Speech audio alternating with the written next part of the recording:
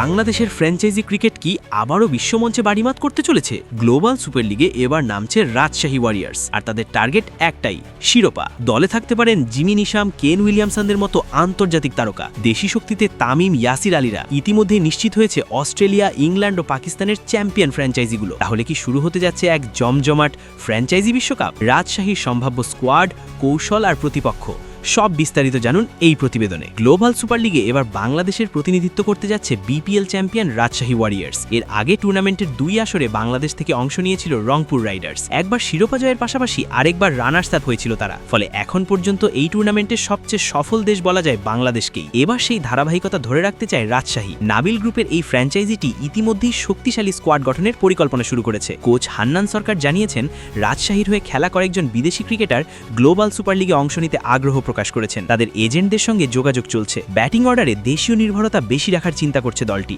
সম্ভাব্য তালিকায় আছেন তামিম, জিসান আলম ও ইয়াসির আলী রাব্বি।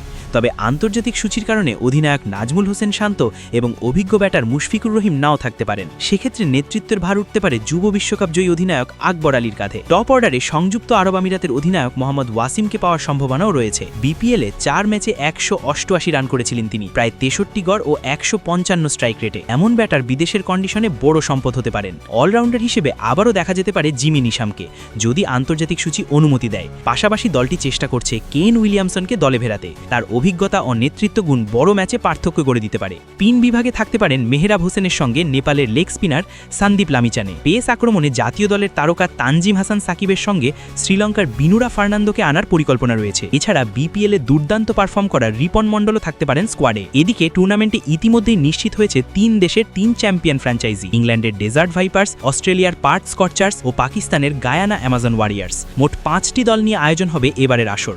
আরও 2টি দলের নাম চূড়ান্ত হয়নি। দক্ষিণ আফ্রিকার টি20 চ্যাম্পিয়ন ফ্র্যাঞ্চাইজিকেও আমন্ত্রণ জানানো হয়েছে বলে জানা গেছে। রাজশাহী ইতিমধ্যে অফিসিয়ালি টুর্নামেন্ট কর্তৃপক্ষকে ইমেইল করেছে অংশগ্রহণ নিশ্চিত করতে। সব মিলিয়ে বলা যায়, ভারসাম্যপূর্ণ দেশি বিদেশি মিশেলে শক্তিশালী দল গঠনের পথে এগোচ্ছে রাজশাহী ওয়ারিয়ার্স। এখন প্রশ্ন একটাই, বাংলাদেশ কি আবারও গ্লোবাল সুপার লিগের শিরোপা ঘরে তুলতে পারবে? রাজশাহীর সম্ভাব্য স্কোয়াড আর তারকাখচিত প্রতিপক্ষ মিলিয়ে অপেক্ষা করছে এক জমজমাট ফ্র্যাঞ্চাইজি মহারণ।